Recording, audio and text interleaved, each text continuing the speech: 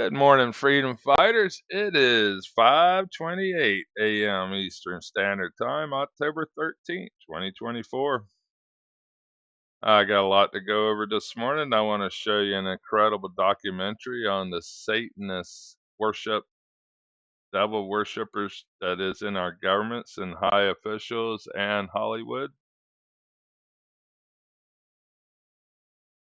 Very unusual microwave energy from these evil people coming out of Wisconsin this morning, creating very deadly storms, which I've never seen anything like. What's this, a 5-finger storm? This energy's been coming out here forever, but these are the ones that I'm more concentrated on, these little beams that you can't see, and the ones that you can are very heavy, manipulating the storm. It is undeniable. As it reloads on me, stand by. This is the start of the storm. You can see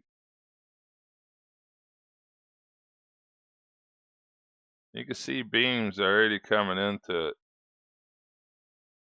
A lot of these beams aren't always visible.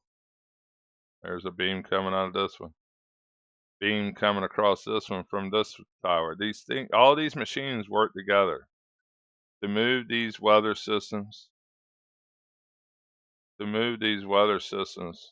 however they need to. You can see how long that beam stayed on, and a cross beam here. Another beam there, another beam here. Very important documentary I want to show you guys. Very important to watch this and learn the Satanistic rulers that we are under control of. They do things we would never do to anything. Kind of like the kid that always kicked the dog you never understood. They're in control right now. Worshipping the devil is just as powerful as worshiping the Lord, but the only thing is, it's evil, and they will control all of us because the evil mean. A heavy microwave energy controlling the storm. Undeniable, their next-rad radar systems are manipulating our weather, and it needs to be tore down. I'm going to put it in motion here. You can just see how quick everything is being worked. Stand by for a very important documentary. I just wanted to get this unusual frequencies out as well. Stand by. This is one of the most important hour and 17 minutes. I hope I have enough time on my computer left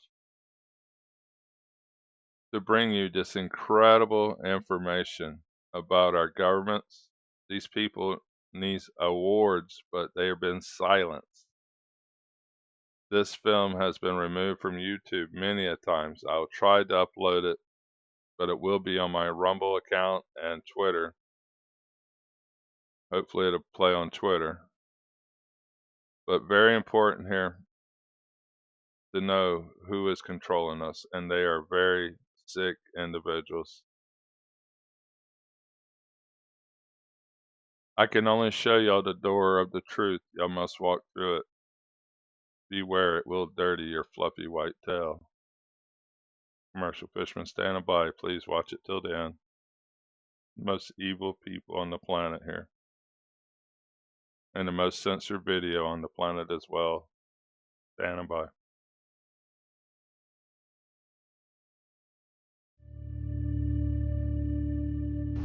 Why do you believe what you believe? Because at some point in your life, you trusted the information that somebody was giving you. And that someone you trusted told you that a car was a car, a tree was a tree, a bird was a bird, the blue stuff above you is the sky. And that's the way that we began to determine what we believe to be a fact. Most of the things that we believe to be a fact in our lives are told to us through our stories or the news that we hear. So my question would be, if they were deceiving you with the stories they tell you, would you be able to recognize that? So we've all heard the term conspiracy theory. Personally, for me, I've never really had time to get into any of that because, frankly, I'm working all the time and I don't have the time to look into Bigfoot or aliens or flat Earth or 9/11 conspiracy or the JFK. assassination. It's just, it's not anything that I really have any backstory on. But the one thing that I do have a lot of backstory on, the one thing I do know a lot about, is Hollywood. When you think about the entertainment industry, what comes to mind? Movies, TV, music, right? Let's talk about this entertainment. I've been observing you. What if this entertainment was more than just entertainment? Now in complete control! When you're driving home from work, what are you listening to? When you come home after a long day and turn on the TV, what do you see? The U.S. are bracing. Saying that they're one. Think about all the content you've seen throughout your whole life. A lot of it has actually made us who we are today. So you don't know what's really going on. Have you ever stopped for just a second, though, and questioned the content? Good morning, Vietnam! The only thing we consume more than content is air. But we actually think about the quality of the air we breathe.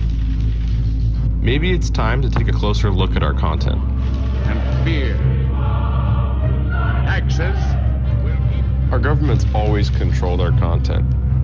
the fight for freedom. We've just never paid attention. Freedom of speech. Message received. The police occupy our community. To work with the CIA to destabilize foreign countries. This media that we're consuming at such a rapid rate, we need to slow down and think about what we're consuming. Bullshit going on. What if the people in charge didn't have our best interests in mind? Now we have to ask ourselves, who's influencing our content? Is the CIA involved in Hollywood? Yes.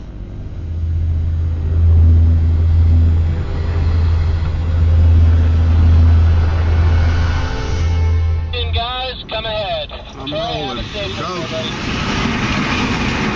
That's good right there.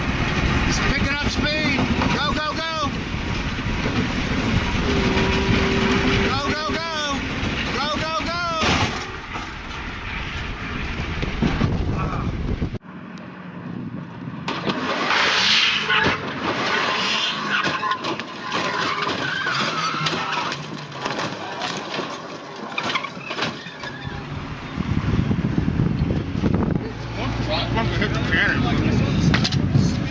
So for the past 28 years, I've probably had one of the coolest jobs in the world.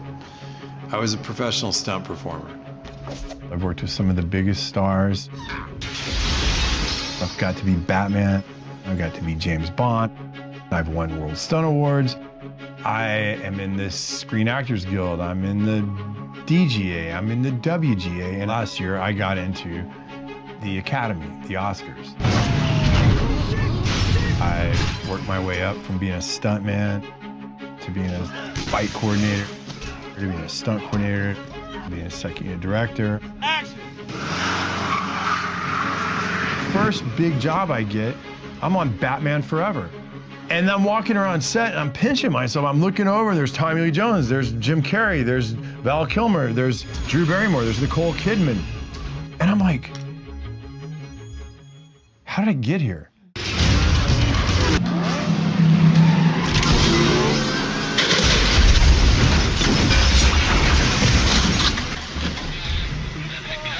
I didn't really say I'm gonna go be a stuntman. I wanted to go make movies. But being a stuntman was the easiest way for me to get into the business. I didn't want to be an actor because pretending to be a character. Well, being a stuntman, I was that character. I was the guy behind the illusion, creating it for the guy who's on the screen. I jumped out of that helicopter. I was in that fireball. I did whatever was being asked of the job.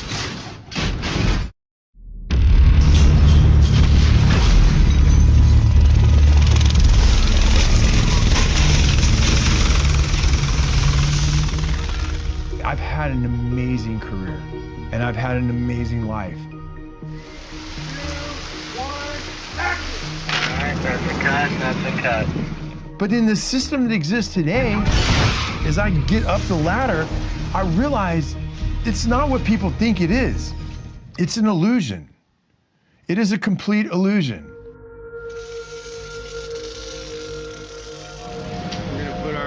picked and our attorneys are... In 2014, I was working on a television show up in Portland, and I had a catastrophic injury. I've done this stuff, probably variations of it 20 times over my career. It was nothing. It was a small fall down into a stairwell. I did the first take fine, the second take, I knew I could do it better. I went up and I fell over the rail and I landed on the pipe down below and I burst fractured my L2 vertebrae and I was paralyzed from the waist down. When you are injured, when you are catastrophically injured and it changes who you are, I knew from that day I would never be the athlete that I once was. And I always told people as a stuntman, the worst possible injury you can get is a lower back injury. You can break your legs, your arms, whatever, but if you injure your lower back or your hips, your pelvic region, you're done. There was 2 years that I didn't think I would ever live without pain. One of the issues I was dealing with at that time was I had lost the feeling, and I still have numbness in my thighs and on this half of my pelvic region. I was going to physical therapy and the lady looks at me and she goes, "This isn't really helping you. You're way more advanced than this stuff." And I go, "Yeah, I do this every morning." She goes, "Well, what's the real issue?" I said, "The real issue is my pelvic region." And so she said, "Okay, well, there's a woman who works here and she is a pelvic floor therapist."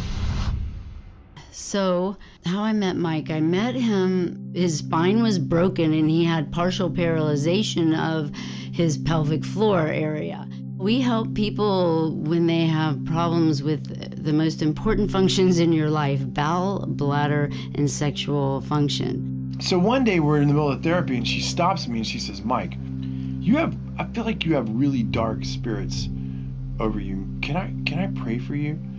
And I was like, "Pray for me?" I'm like, "Yeah, sure, pray for me. I don't really believe in that stuff anymore, but yeah, go ahead, pray for me." So she prays for me. And I was kind of thinking while she's doing it, okay, this is weird, but okay, whatever. So for the next 2 or 3 months, I would go, and then every now and then she would stop me and she'd say, "Hey, can I pray over you?"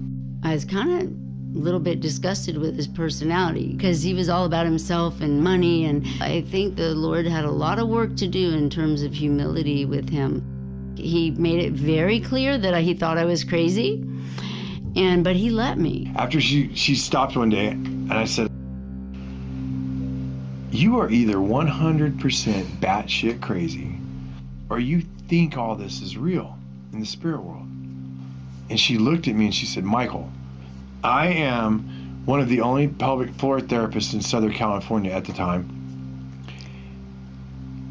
And when these satanic people and these evil people do their rituals to little girls and women and boys, who do you think puts them back together? I do. It's completely real, and you need to look into it." My awakening, it didn't happen at church the way that some people find God. I just pretty much had given up my faith, and I'd given up where I was at, and I was just kind of at the point where I was like, okay, well, I'm gonna have the best time I can here, and when I die, that's it. I still wasn't sure if it wasn't 100% crazy or not, but I was reading these articles and looking at these things, and I was like, I've seen things at parties, I've seen artwork, I've seen statues, I've seen things in some people's houses that just seem to be mimicking occult stuff I'm reading about. So I was like, maybe there is something to this. I'm just gonna say this. I didn't find God because I went to church. I found God because I realized that the Luciferian and the other side, the occult world, was real, and that I had been fooled for all these years, and I then got really scared. I got really scared because this was the first time in my life that I was having to question my own reality. Physically, I was crushed. I wasn't going to be who I was. And spiritually, I mean, if I'm being honest, I didn't know anything about being a Christian. I mean, really. And then professionally, everything that I knew about my career, I was starting to look at it in a different way. I was starting to question my career in Hollywood from a different perspective.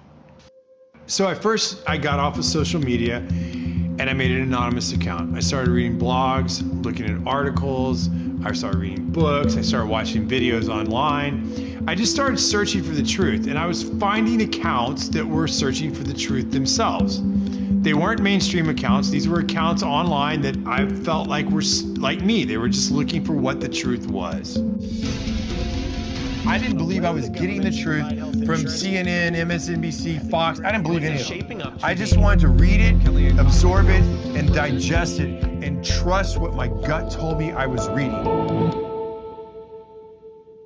As I did my research, I began to understand there's a very small group of people that influence all the companies that we watch. So they used to call them the Big Six.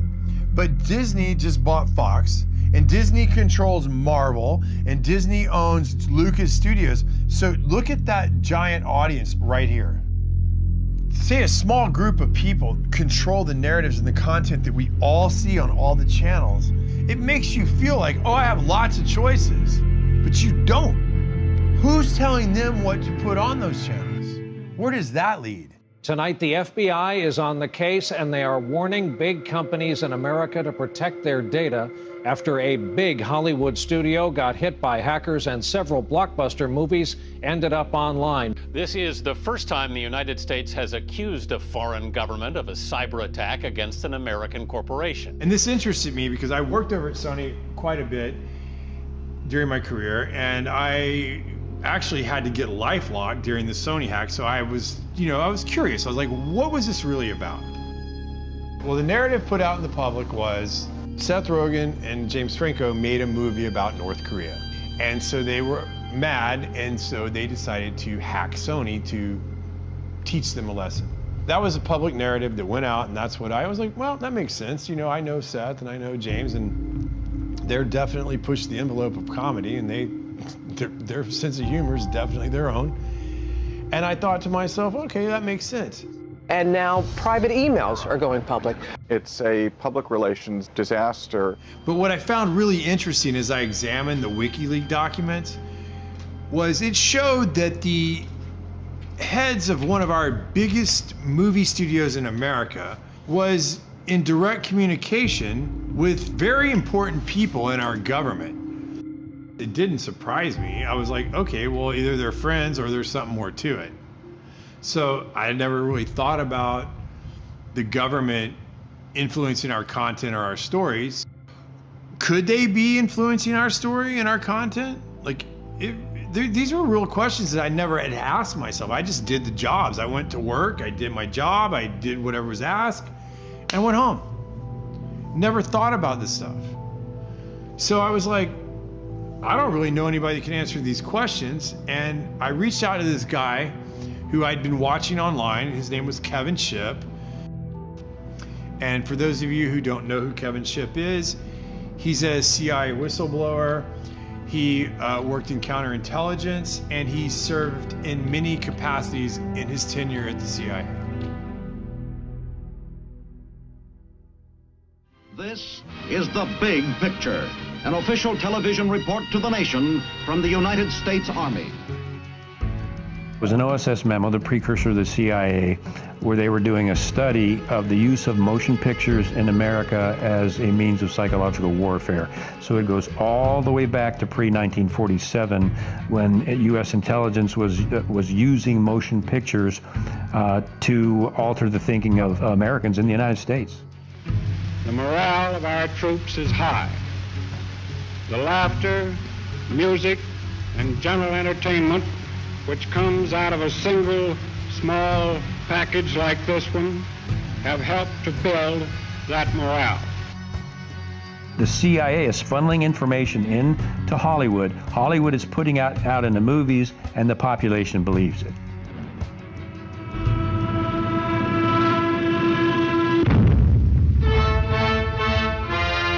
Taxes to bury the Axis.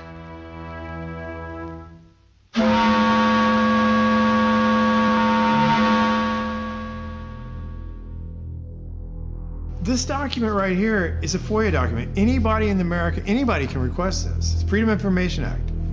And in the 40s, they were telling you they controlled the radio stations. They controlled most of the mainstream media. They're telling you right here that motion pictures are used as psychological warfare. Why would they stop doing it? At no time has the CIA engaged in any political activity or any intelligence activity that was not approved at the highest level.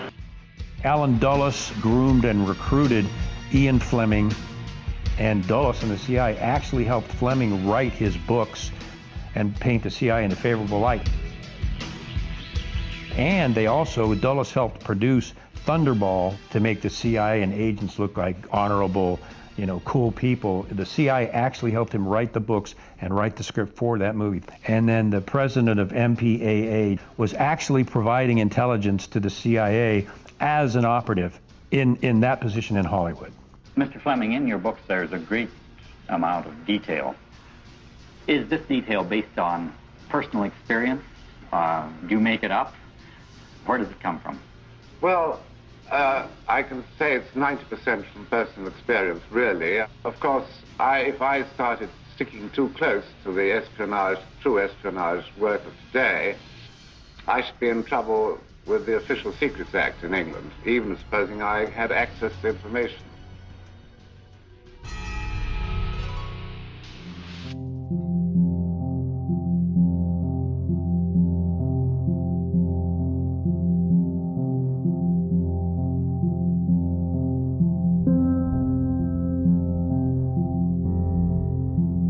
There's no question about the fact that Mockingbird is real. It started out paying journalists in major media, Pulitzer Prize-winning journalists, to print fake stories that the CIA wanted in the press and fake interviews. And this was revealed in the Church Committee.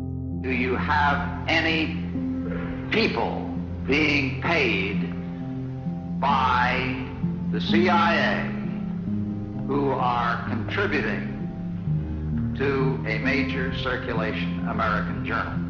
We do have people who submit pieces to American journals. And of course, then the CIA destroyed the rest of the files, which is what they do. George H.W. Bush came out and finally made the statement about Mockingbird. Well, we're going to officially stop the Mockingbird program. The CIA will no longer pay journalists to write stories. From now on, the program is voluntary, which means Mockingbird continues today. When's the last time you've seen a mainstream media outlet do a serious investigative report on the actions of the CIA? There's a reason for that.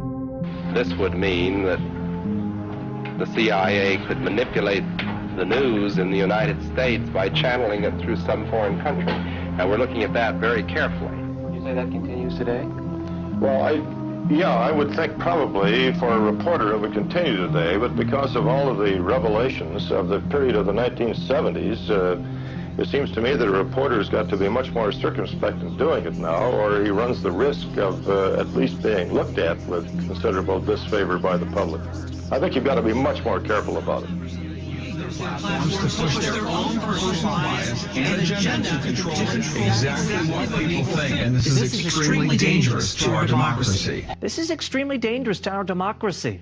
This is extremely dangerous to our democracy. This is extremely dangerous to our democracy. This is extremely dangerous to our democracy. This is extremely dangerous to our democracy. This is extremely dangerous to our democracy. This is extremely dangerous to our democracy. There is something about the way the CIA has been functioning that is casting a shadow on our historic position of freedom, and I feel we need to correct it.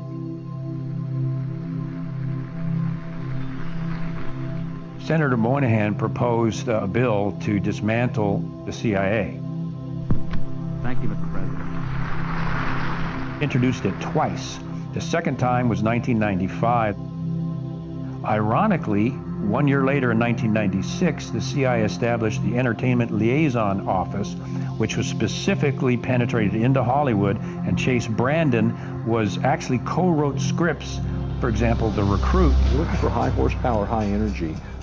very competitive people who are driven by patriotism and a sense of wanting to serve a greater cause. I am recruiting you. Would I have to kill anyone? Would you like to? So the CIA was and is in Hollywood, was and is contributing to Hollywood productions and that manipulation. The Recruit. Nothing is what it seems. As I started to wake up, I never actually considered that the CIA had an office in Hollywood. And I'm like, well, I see this, I see that. And I started putting feelers out, like, does anybody else see this stuff? And not many people were awake. But the one person that I reached out to was an old colleague of mine, a friend of mine named Brad Martin. And Brad and I had similar careers. We worked our way up through the business together. And I'm like, hey, Brad, you've seen this, you've seen that? And he's like, yeah, for sure.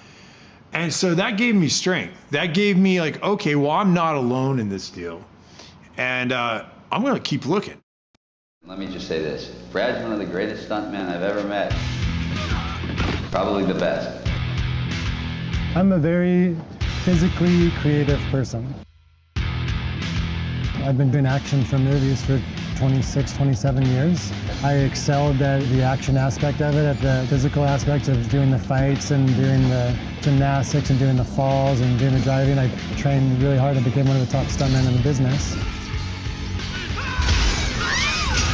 I started becoming a fight coordinator, and then a stunt coordinator, and then an action director. Very few people have ever gotten to where I've gotten to, and I'm super proud of what I did.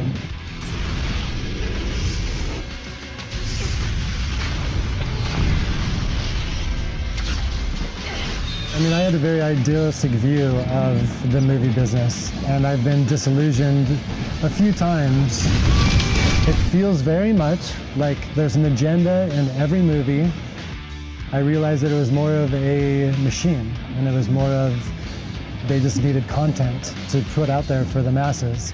I stopped really watching TV. I stopped really watching movies. And one of the reasons why I stopped watching movies is I got into my research and what's going on in the world right now, and all the corruptness and all of the plot twists of reality. And I started realizing that reality is 20 times more interesting than Hollywood. I mean, I was a Hollywood buff. I loved all of those movies, but now they're meaningless because I know what's going on right now actually has purpose and has a meaning, and there are consequences. And once this story is told on what's happening in the world right now, and all of the powers that be battling each other, it will be the greatest story ever told. Like, for instance, I saw something on History Channel talking about how the CIA helped Disney buy all the swampland in Florida. Well, why on earth would they do that? His lawyers in charge of purchasing the parcels had served in military intelligence during World War II and knew how to keep a secret. And they used several different companies, none with Disney's name, to acquire the properties. Now I go down this rabbit hole of what does the CIA have to do with Hollywood, or at least with Disney? Washington, D.C. is definitely in Hollywood. I have seen documents of the DOD and the CIA writing to the studio heads, guiding them in certain fashion. There's a lot of things that people would talk about that are conspiracy theory, but there's some things that ring true with me. It's like, oh wow, that makes a lot of sense. Another program developed by the CIA after World War II was called Operation Paperclip. It's been depicted in many movies, including Disney's Marvel series. Operation Paperclip after World War II. SHIELD recruited German scientists with strategic value. They thought I could help their cause. Operation Paperclip, and this is something people need to know because it has been so covered up and mocked and berated and claimed to be a conspiracy theory. And by the way, the term labeling people as conspiracy theorists was invented by the CIA to deflect any attention over the JFK assassination. They invented that word as a way to shut down any scrutiny or just critical investigation of what they were doing. So they started that whole ball rolling.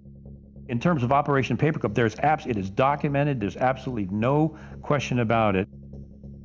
Alan Dulles, CIA director, was associate of Heinrich Himmler of the Third Reich.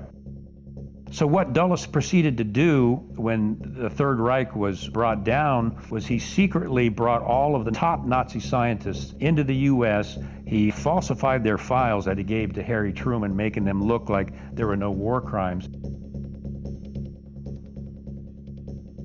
They brought these Nazi scientists into the CIA to work for the CIA, and that includes the human experiments they conducted on Jewish men, women, and children, and the psychological studies that these Nazi scientists had done. The CIA was using their expertise for these programs through Operation Paperclip, and this was Nazi, much of it occult beliefs that the CIA adopted and actually put these people on their payroll. One of the programs that came out of Operation Paperclip was MKUltra.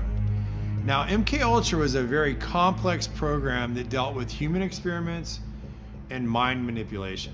As this 1952 CIA memo says, the aim is controlling an individual to the point where he will do our bidding against his will, and even against such fundamental laws of nature as self-preservation. In the Church Committee, MKUltra came out as an actual program of mind control using mental, physical, and sexual abuse and psychotropic drugs. Lysergic acid diethylamide, LSD. It was one of the first times that anybody had run into a powerful drug that was different than anything else that they knew anything about. A decision was made at the highest levels of the CIA to do testing on unwitting Americans. At Ravenscraig, Dr. Cameron went further with drugs and electric shock treatments than any researchers in the MKUltra project dared. His aim was to wipe the mind clean. Then he would implant new messages by forcing the patient to listen to a hypnotic repetition as many as 250,000 times. This was called psychic driving. He would give the patient intensive electric treatment. He would attempt to implant new ideas in the mind of the patient. Now, to a layman, it would appear that Dr. Cameron was trying to take the slate and wipe it clean, the slate being the mind. In other words, brainwashing.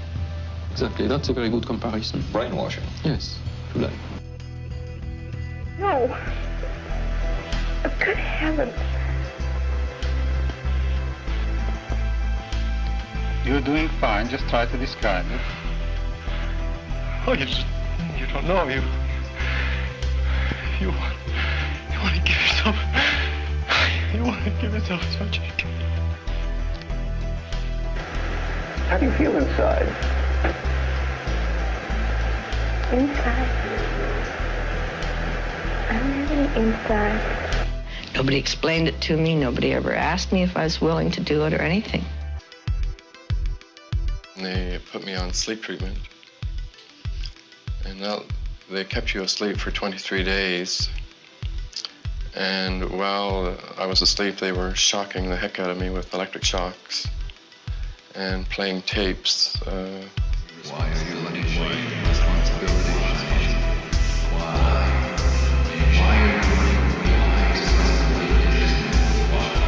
It was really like a concentration camp. Want to feel that? You mind if I look this way? You look that way. Nothing for you to watch here, but you're going to talk to me as we go along. They couldn't go any further because CIA Director Richard Helms destroyed all the CIA's MKUltra documents, and they had to rely on coached witnesses. So they were never able to dig even deeper. What they got was bad enough. It was never terminated. There's no evidence that it was ever terminated. No documents, no nothing, and not even an admission by the CIA that it's been terminated. How do you feel? I'm feeling better, thank you. Feeling better? Are you sleeping well? Yes, I'm sleeping better now. We could disable a whole city by putting a very small amount on a water supply. After all of these years of us, those of us who were involved in looking for this secret drug, this was the only thing that began to look for the first time like it might be something like that. So MKUltra was one of the hardest programs for me to wrap my head around because it's a lot of subset programs. And I was really surprised that Brad Martin knew about MKUltra. People think that research people are crazy for talking about MKUltra, mind control. Even if they acknowledge that that existed, they go, oh, well, that ended in the 70s. That's a crock of shit. And perhaps the world's only hope of stopping a sinister assassination plot. The movie that I did involving that topic was Zoolander. The fashion industry has been behind every major political assassination over the last 200 years. I mean, at the time, I was making a comedy and I had no idea what I was involved with. But now looking back on the movie, I'm blown away at just the propaganda. Doesn't anyone notice this? I feel like I'm taking crazy pills! In a movie like Zoolander, when they're showing you that they're controlling Derek Zoolander's mind through mind control, you realize that they're trying to desensitize you and to make you think that what you're watching is fiction because it's in a comedy. It's like a mass MKUltra now. Their purpose is to capture the minds of the people and feed them false history. The CIA is funneling information into Hollywood. Hollywood is putting out in the movies, and the population believes it. All right, so look, here's the deal. They have been desensitizing us since we were born, and I'll give you some examples. Let's start with the big one. Let's start with words we hear all the time and never even think about. Let's start with the word entertainment. To entertain. What does that mean? To bind or hold. To bind or hold what? An audience's attention. Okay, now let's take the word Hollywood. Where does that come from? Well, Hollywood comes from the holly tree. And the ancient Druids, back in the day, used to take the holly tree, make wands to weave spells, cast spells, or channel spells. And when they needed help, they would consult the Magi's or the mediums of the day to help channel their spells to the population. We'll cut to today. What do we have in our houses? We have these black boxes. What are they called? TVs. But if you stop and you say the word television, television. And when you turn on that television, what do you get? What's the first thing that pops up? A list of channels. And when you turn on those channels, what's on those channels? Programming. They are programming you. They've been programming your whole life. You don't even know it. They do it with your music. They do it with your TV. They do it with your movies. They do it with your games. They have been programming us and programming you since you were little, and you don't even know it because you don't even question it.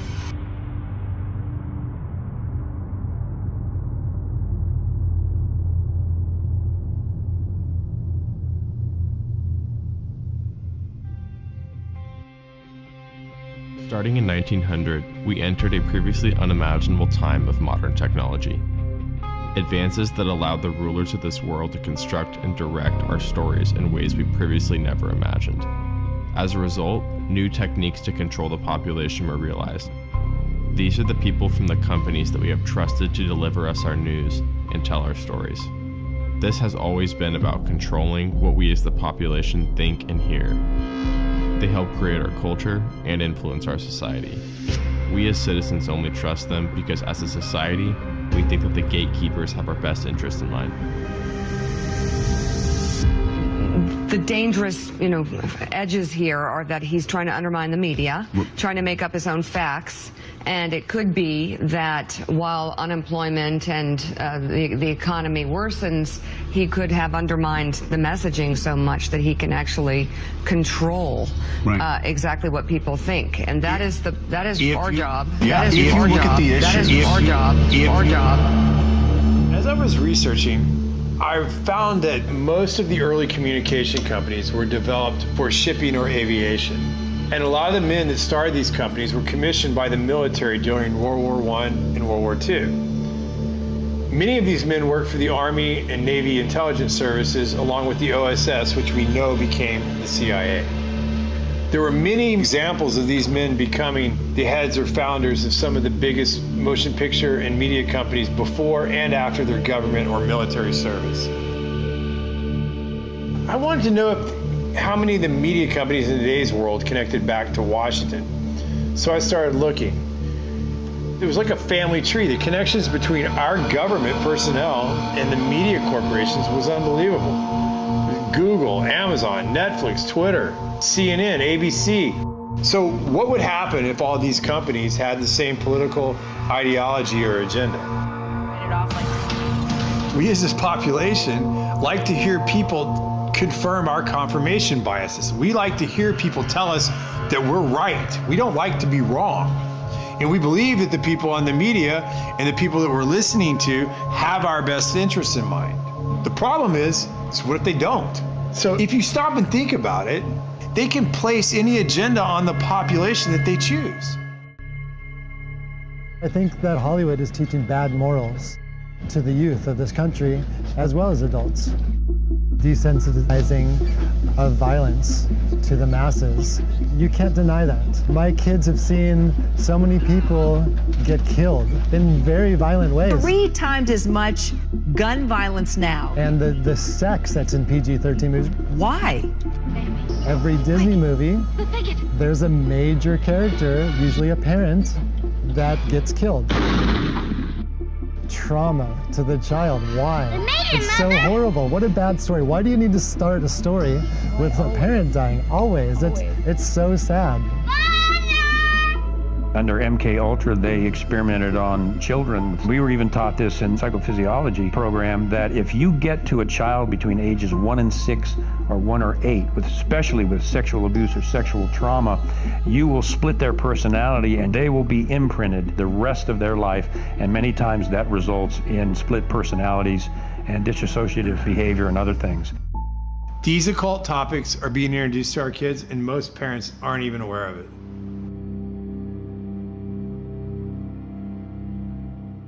So the biggest surge with this occult type material took place in the late 60s and the early 70s with movies like The Exorcist, Amityville Horror, The Texas Chainsaw Massacre, Halloween, and Roman Polanski's Rosemary's Baby.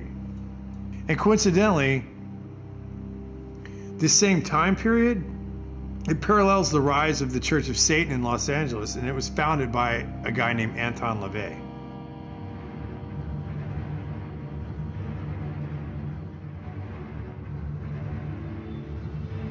So it is done. When I was a police officer, we had cases of satanic cults right in Arlington, Virginia. Those have been around for decades. They're in the high schools, they're in the colleges, they're in the government, and they're in Hollywood. I got to meet people like Sammy Davis and that kind of shit. Sammy told me he worshiped the devil. Sammy was like, you know, Satan is as powerful as God. And I was like, what the fuck are you talking about? He says, why do you think there's so much anger in the world and killing and murder and Satan? And he saw my reaction to it, and he kind of lightened up on it. And he was like, in downtown, it's dark, and it's the candles on the table, and Sammy's face over the candle. You know, Satan is as powerful as God.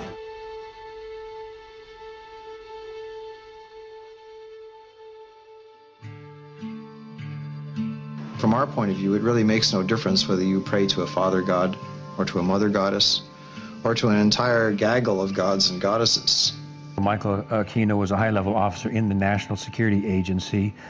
He was and is, you'll see him today, a practicing Satanist. He created the Satanic Temple of Set, which he still runs. He was a high-level NSA officer. He's a member of the association, I used to be in, the Association of Former Intelligence Officers, AFIO. He's a member of that. He's plugged in big time to the intelligence community, and he wrote a paper called Mind War. And Mind War was about psychological operations against populations, including the American, the domestic population, using Satanist techniques and tools. Aquino was first involved in MK Ultra operations during the Vietnam War as part of the Phoenix program.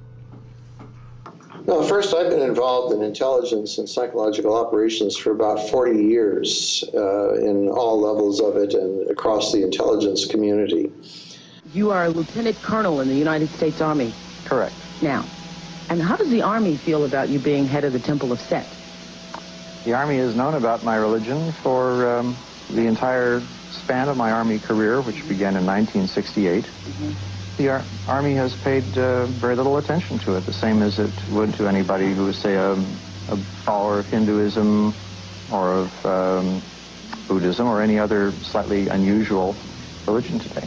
He was occupied a position at the Presidio, which was a training facility for the U.S. government, and it was uncovered that he was running a pedophile ring. I think 50 kids came out and fingered him as the guy that had done sexual acts on them as children. It went to trial.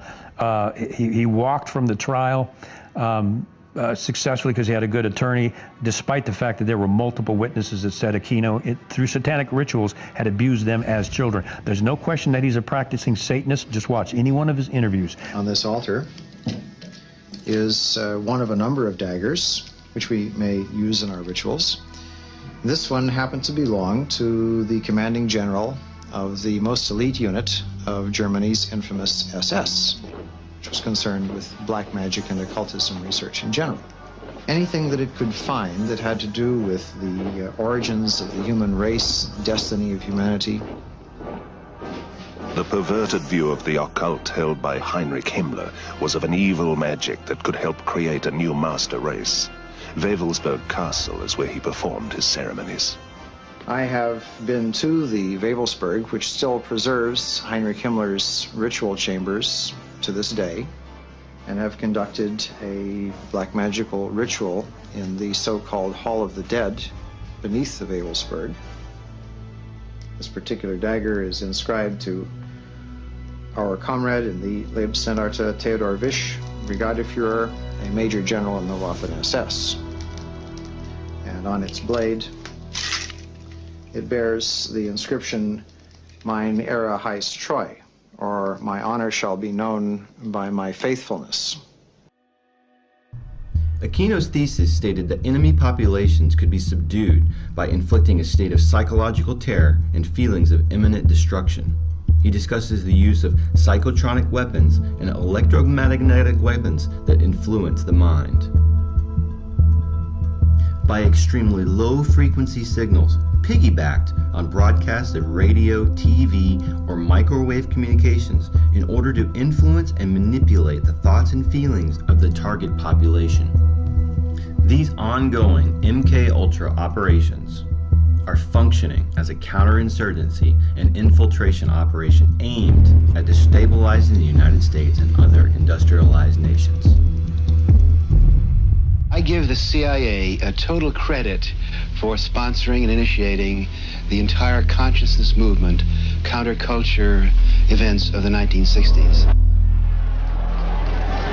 History will judge the role of the CIA and other intelligence agencies in unwittingly contributing to the counterculture of the 60s through their intense interest in LSD and other hallucinogenics. But for the moment at least, the argument can be made that the CIA helped usher in the age of Aquarius.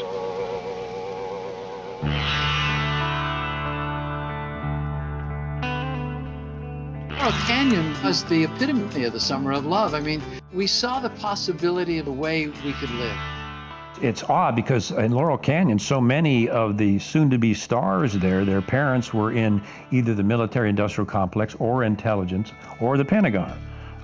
In Frank Zappa's case, his dad was working at Edgewood Arsenal, where they were doing biochem studies, psychotropic, and exposing U.S. troops to VX nerve gas and other things. The family kept gas masks in their house. He grew up with that in case there was an accident. And Edgewood Arsenal was doing this very similar, related MK-Ultra projects on U.S. troops. The Gulf of Tonkin is another prime example. The commander of the Gulf Fleet in the Gulf of Tonkin, his son was Jim Morrison. They claimed the USS Maddox was attacked by Vietnamese vessels.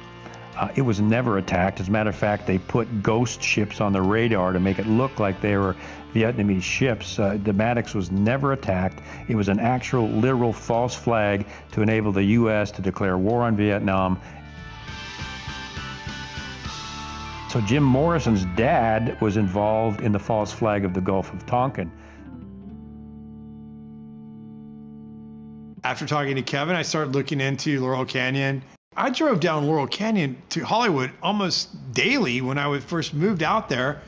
And I never knew that there was an old Air Force base called Lookout Mountain U.S. Air Force Base at the top of Laurel Canyon. And what's funny is, if you do the history of it, it's owned today by a guy named Jared Leto. Another tactic developed out of the MK Ultra project was the use of compromise and control via honeypots. The decision was made to do testing on unwitting victims. It was decided they should be on the fringes of society because they were most vulnerable. We did quite a study of prostitutes and their behavior. How do you take a woman who is willing to use her body to get money out of a guy to get him to talk about things which are much more important, like state secrets? We learned a lot about human nature in the bedroom. We started to pick up knowledge that could be used in operations. There would be victims in all of this. As one agency memo says, we have no answer to the moral question. That's one of the CIA's favorite tactic, are honeypots. And I work with CIA psychologists, and they're dirty. I always felt that every house should have its own secret panel. Mm-hmm. Oh, I see. You lift this up. Mm-hmm. This is a trap door. Opens up and looks into the cave, or what time is called the Wu Grotto. Oh, boy. They're running blackmail operations where they're getting very well-known government and private industry elite people in compromising positions at the Playboy Mansion, on Epstein's plane, on Orgy Island, and they're photographing them. And after that, it's like Congressman so-and-so or CEO so-and-so. I wouldn't bring that up if I was you, because we got photographs of you with a 14-year-old girl on Epstein's plane, for example. And you talk about shutting somebody up permanently, that's how they do it. What happens in the grotto stays in the grotto. Okay. Look, it's pretty simple if you think about it. To control the population, you have to control the people messaging the population. Some of these stars have 20, 30 million followers. That's more followers than CNN, Fox, ABC, NBC. These people have to be controlled. They can't just go off a message and start saying whatever they want to say. They have to be somewhat reined in. They have to be controlled, or they do not get the platform to have the voice that they have. Forget the politicians. The politicians are put there to give you the idea that you have freedom of choice. You don't. You have no choice. You have owners. They own you. They own everything. They own all the important land. They own and control the corporations. They've long since bought and paid for the Senate, the Congress, the state houses, the city halls. They got the judges in their back pockets.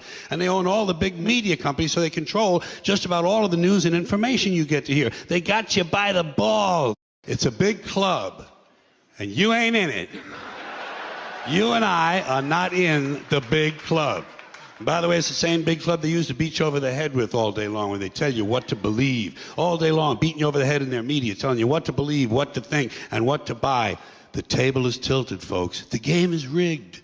And nobody seems to notice. Nobody seems to care. Good, honest, hard-working people, white collar, blue collar, doesn't matter what color shirt you have on.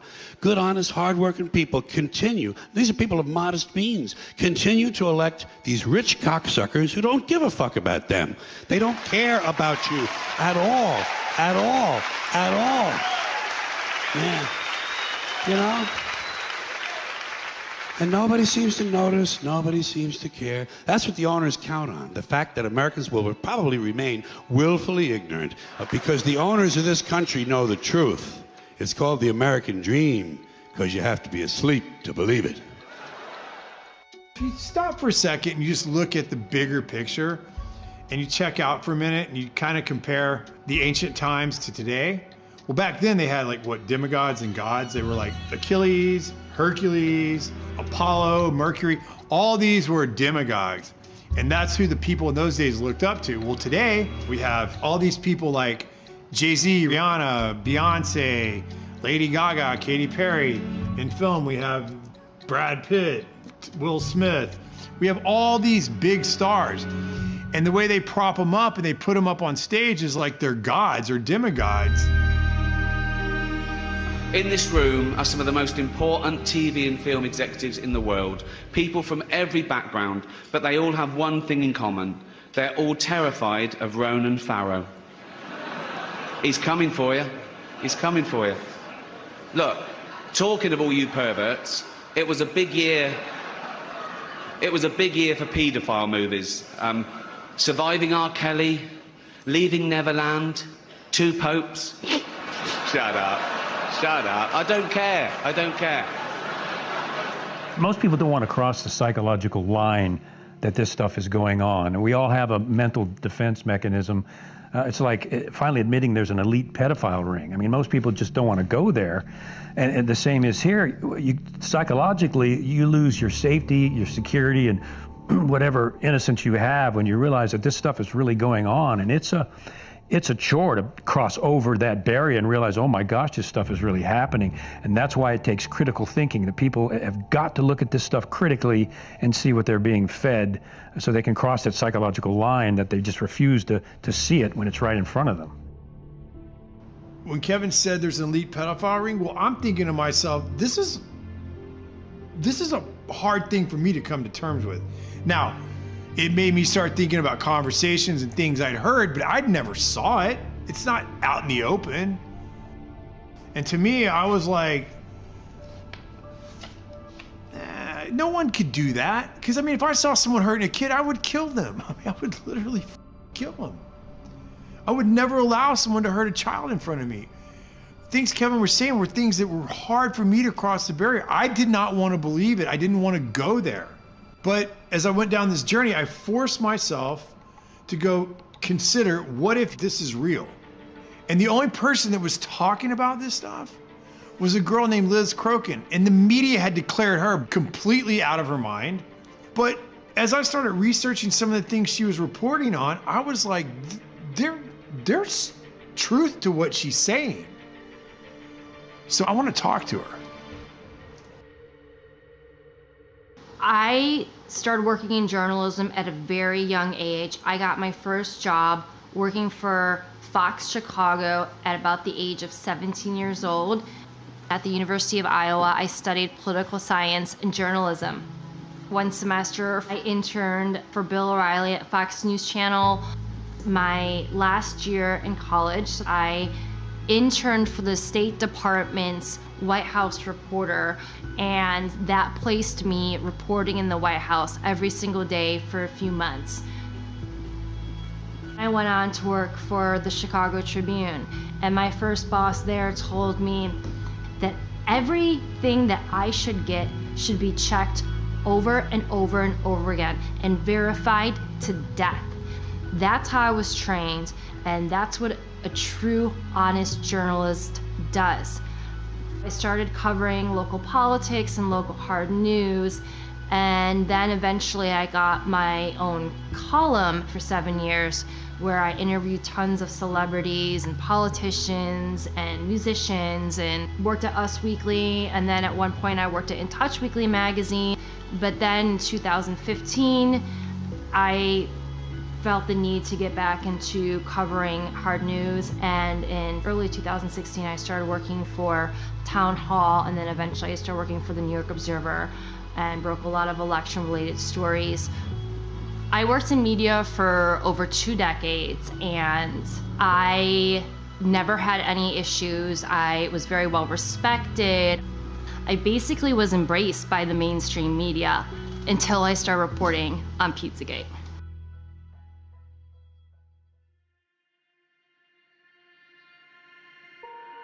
Now, when Pizzagate came out, the media tried to turn Pizzagate into something that wasn't.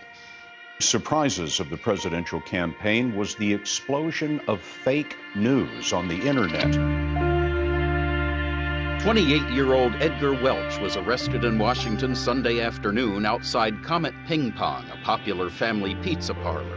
D.C. police say Welch fired at least 1 round into the restaurant floor with an AR-15 rifle like this one on his Facebook page. No one was injured. Someone on Twitter, whose name remains unverified but has several thousand followers, posted that new emails found on Anthony Weiner's computer confirmed that Hillary Clinton was involved in a pedophilia ring.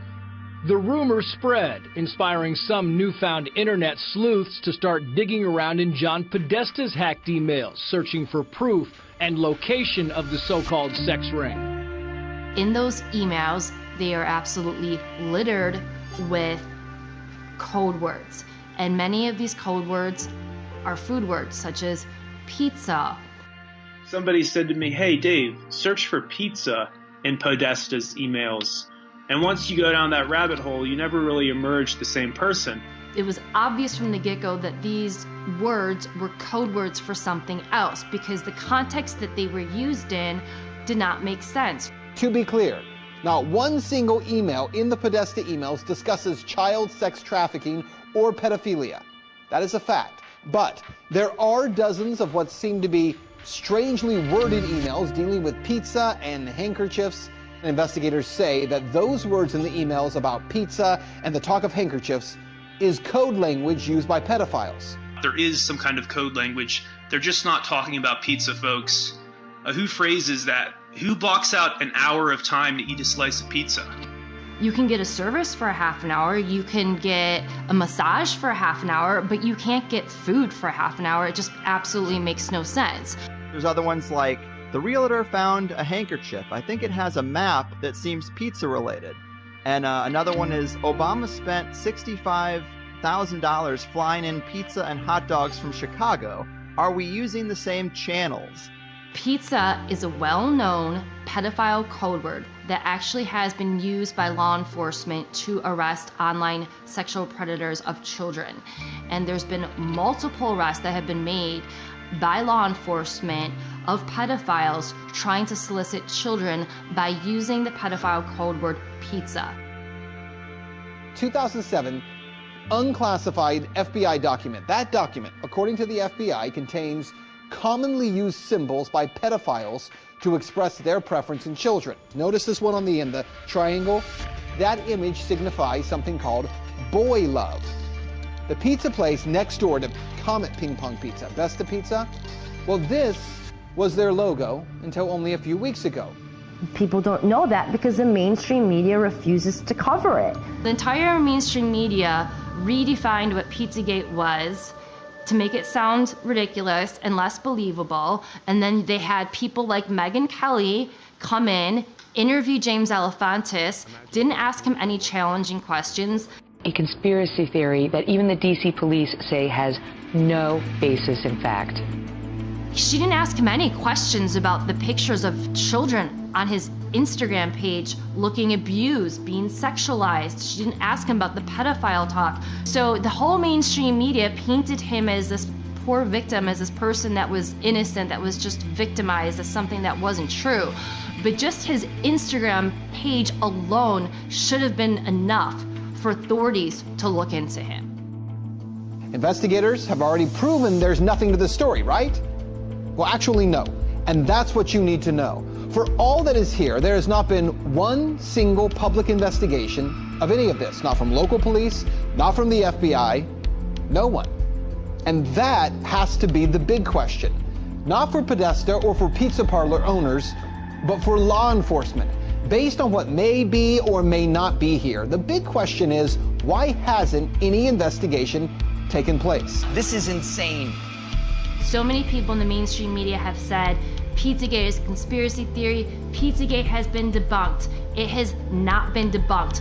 If it's been debunked, explain the code words. No one to this day, including John Podesta himself, can explain the code words in his emails. Hey, John Podesta, can you please explain why you have children rented for entertainment for your adult hot tub parties? No one has ever explained why John Podesta has literal pedophile and cannibalism paintings all over his office and his home. Tony Podesta too. And then you look into the spirit cooking dinners, and you look into Marina Abramovic, who's the one that was conducting the spirit cooking dinners. Why are they going to spirit cooking dinners? Why are they sacrificing chickens to Moloch in their backyard? This isn't my words, this is their words. This is in their emails. I'd be willing to debate anyone who thinks that Pizzagate has been debunked. You asked me when how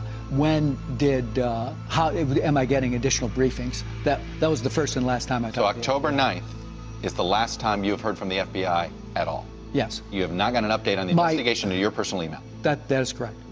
So not only did the mainstream media lie to you about Pizzagate, they actually told you that it was illegal to read John Podesta's emails on WikiLeaks. Chris Cuomo, with a straight face on CNN, looked into the cameras and said, it's illegal for you to read John Podesta's emails. Also interesting is, remember, it's illegal to possess these stolen documents. It's different for the media. So everything you learn about this, you're learning from us. That's how scared they are of those emails. And that's how explosive the content in those emails are.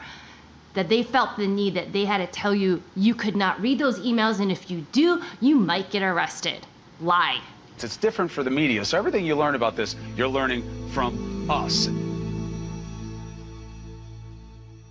People that blow the whistle on elite pedophiles tend to have accidents, and a lot of those people have died mysteriously. NBC News has learned that disgraced financier Jeffrey Epstein is dead. Epstein took his own life while he was behind bars. There's absolutely no excuse for this. What happened here, to me, is mind-boggling. The guy was a high-risk prisoner, wasn't he? I mean, he's a guy that there are probably 50 very important people that have a motive to kill him. We don't even know who they are. It's true. But we know there are some people that are in a lot of trouble because of Epstein. They know who they are. His flight logs contain names of some of the biggest, most famous, and most powerful people on the planet. Members of the royal family, Prince Andrew, models like Naomi Campbell, famous actors like Kevin Spacey, Bill Clinton on those flight logs over 25 times. Hillary Clinton, she's also been to the islands. So the bigger question is, how many people that went on his private jet, that went to his private island, that went to his massive ranch in New Mexico were also involved in the rape, torture, and trafficking of children? It hides in plain sight. Epstein was hiding in plain sight. We all knew about him. We all knew what he was doing. But we had no one that was, legal aspect that would go after him. They were afraid of him. For whatever reason, they were afraid of him. And the amazing thing about Cindy McCain is that her husband was a senator. She was on a board with the governor of Texas. She knew about Jeffrey Epstein. She did nothing. And her organization, the role of her organization is supposed to be to stop people like Jeffrey Epstein. They all knew. They did nothing about it. When Ricky Gervais said at the Golden Globes, you're all friends with Jeffrey Epstein, he wasn't lying. So in the end, he obviously didn't kill himself, just like Jeffrey Epstein. Shut up. I know he's your friend, but I don't care. You had to make your own way here in your own plane, didn't you? Right, but... And how many of those elites have been to his islands? Not only is the mainstream media complicit, I would argue that there are accessories in the crimes against children. She told me everything. She had pictures, she had everything. She was in hiding for 12 years. We convinced her to come out. We convinced her to talk to us. It was unbelievable what we had. Clinton, we had everything. I tried for 3 years to get it on, to no avail, and now it's all coming out, and it's like these new revelations, and I freaking had all of it. I'm so pissed right now. Like, every day I get more and more pissed because I'm just like, oh my God, what we had was unreal. Brad Edwards, the attorney, 3 years ago, saying there will come a day when we will realize Jeffrey Epstein was the most prolific pedophile this country has ever known. And I had it all 3 years ago.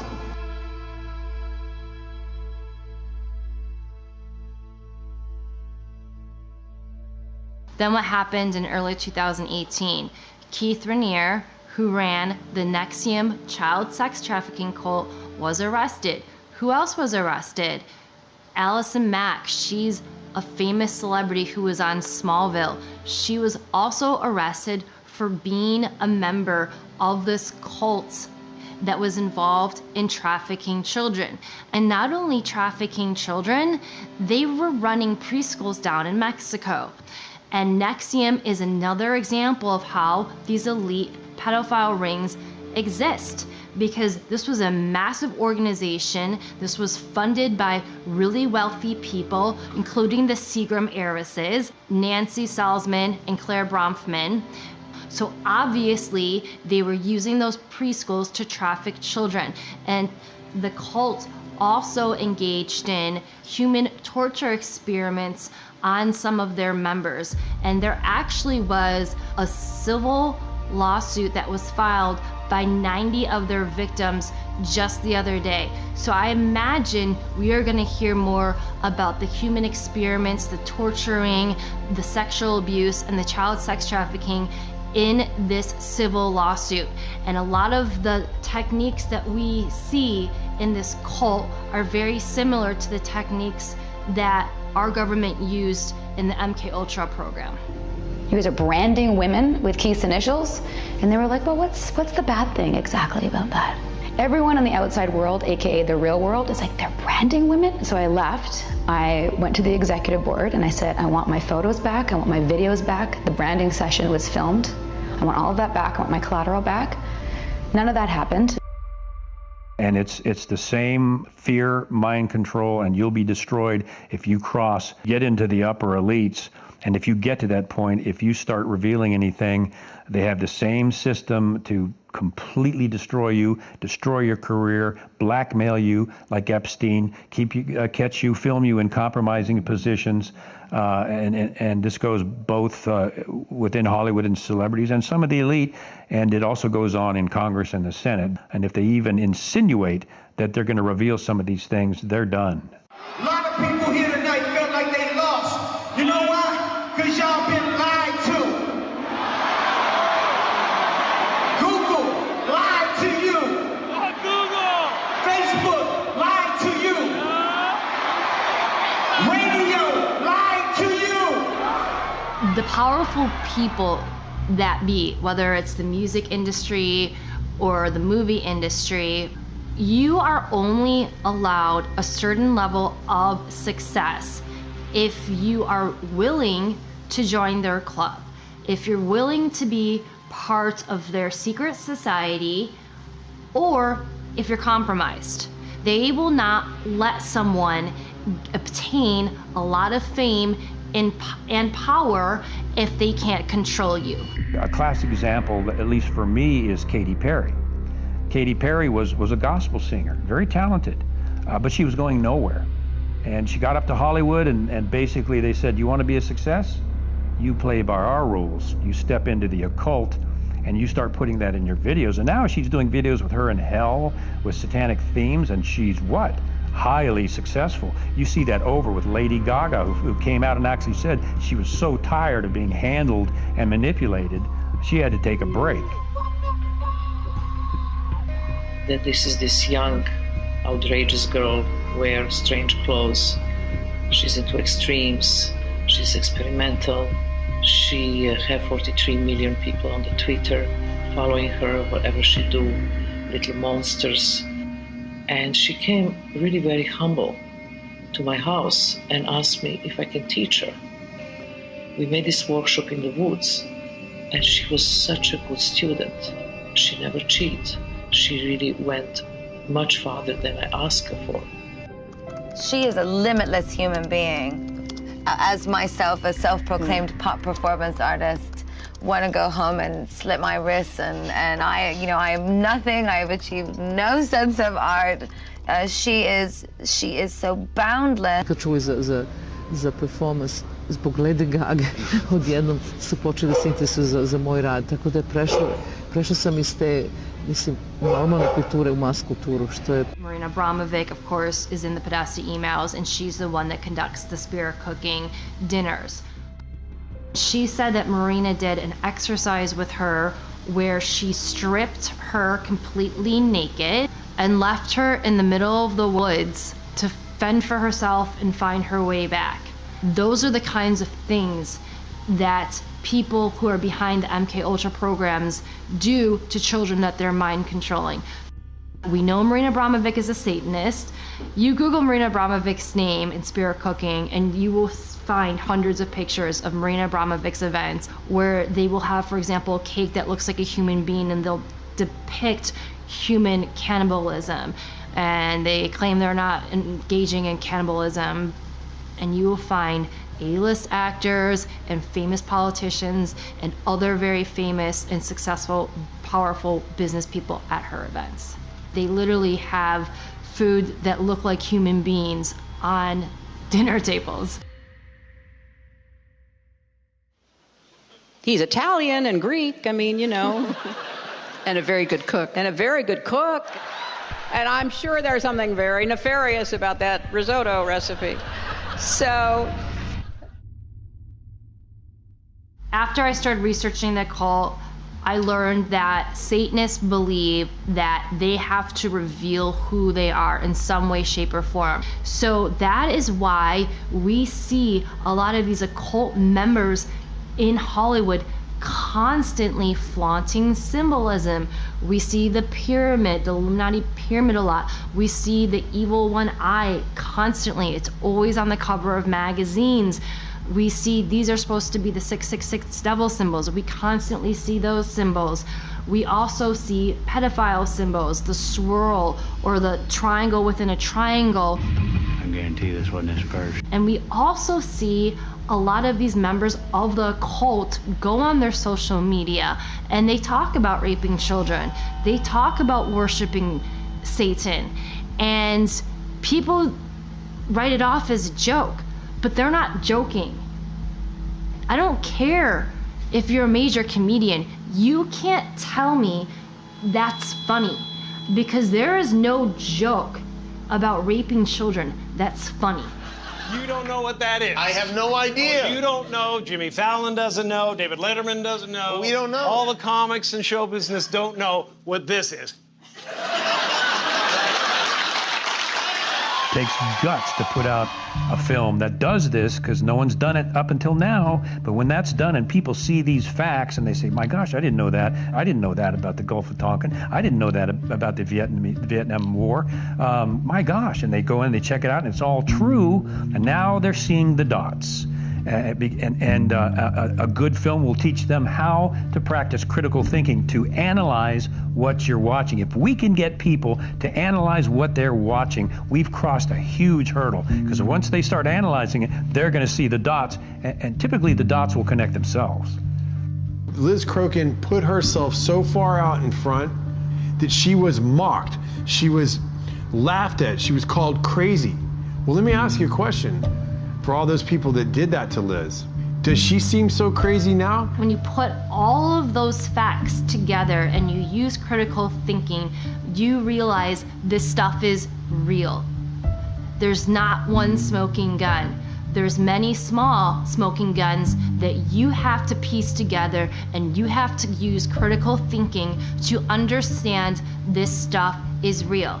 So again, the bigger question is, now that Jeffrey Epstein's been exposed and he's allegedly dead, how many of his friends that were frequent visitors on his sex trafficking islands were also involved in the rape, torture, and trafficking of children? And that's what Pizzagate is.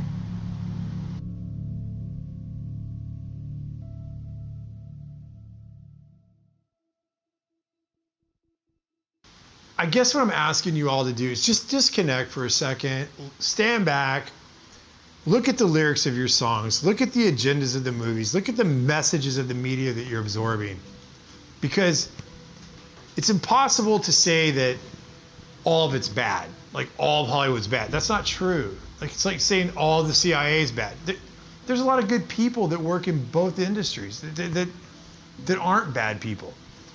But if the people that control the narratives and the agendas are not good people, and they have different agendas, they can put that on you and you won't even notice it unless you stand back and look at things objectively.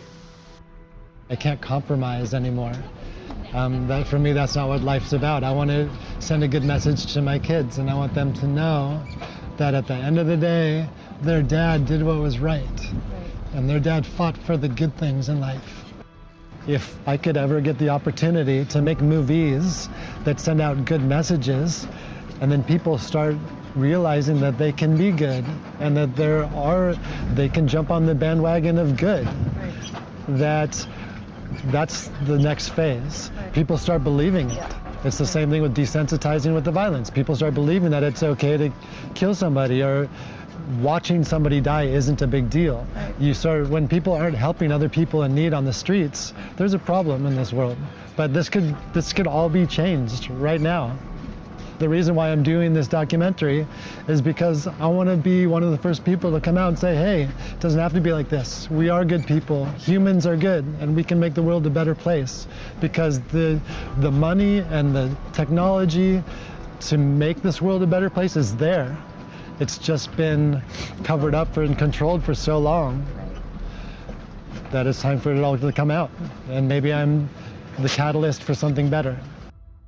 What does the media look like in the future? Well, to me, what I would hope is that it's not filtered. I would love to build a platform or build some sort of system where artists could connect directly to their audience. I want to make products and tell stories that bring humanity together, that bring compassion, that bring love, that bring forgiveness, that bring inspiration and courage back to the audience without having the influence of violence or gratuitous sex or gratuitous death or gratuitous horror, because those are things and images that get stored in our psyche and our soul, and I don't think that's the way that this earth was intended to be.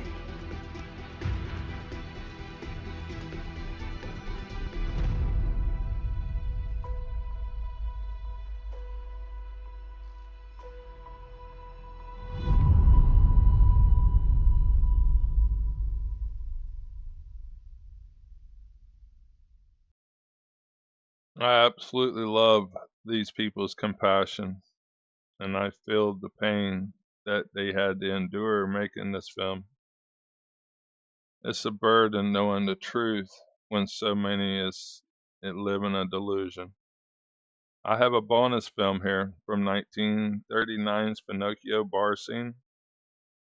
As y'all seen, that Walt Disney himself was a CIA operative.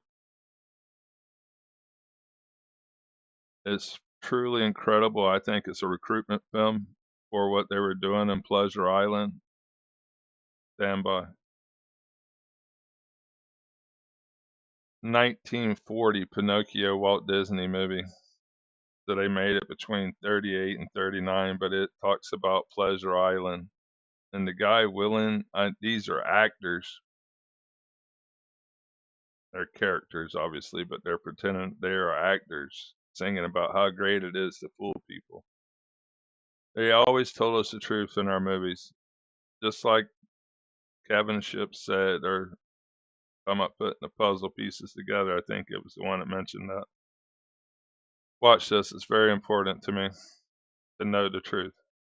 And that's all I can do is show you the dirty rabbit hole of the truth.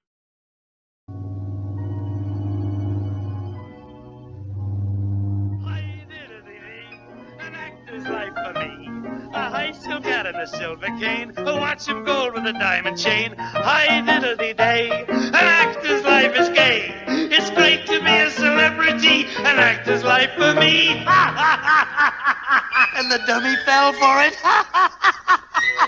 Hook, line, and sinker. And he still thinks we're his friends. And did Stromboli pay? Plenty. That shows you how low Honest John will stoop. Hey, Giddy? Now, coachman, what's your proposition? Well, how would you blokes like to make some real money? Well, and who do we have to, No, nothing like that. You see,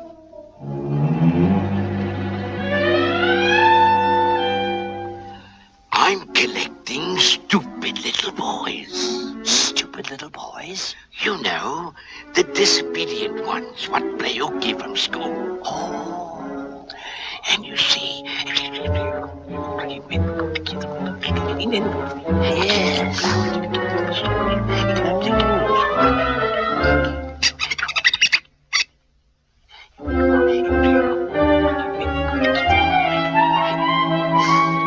And I takes him to Pleasure Island.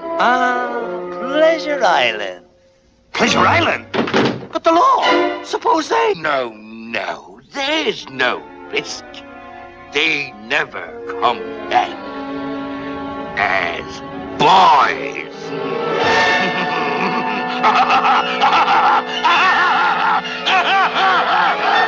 Now, I've got a coach load leaving at midnight. We'll meet at the crossroads. And no double crossing. No, sir. Scout around. And any good prospects you find, bring him to me. Yes, Chief. I'll pay you well. I got plenty of gold. Yes. You talking about truly devil worshippers from way back, in my opinion. Everything you've seen in this video today is true. And it's been going on a long time. And what needs to be done is it all needs to be dismantled. But the money is too much for people to handle. Greed will destroy us, and it already has. They make billions on geoengineering operations that destroys our planet while they take over and destroy every part of our lives. World War III is already upon us, people. There's no way to stop Judgment Day coming. Be ready for it. Be on the right side. Praise Jesus while you still can. Commercial Fisherman standing by. We're under control of the devil and all his minions. And it's been going on for generations. Commercial Fisherman out. There is no way to deny the truth.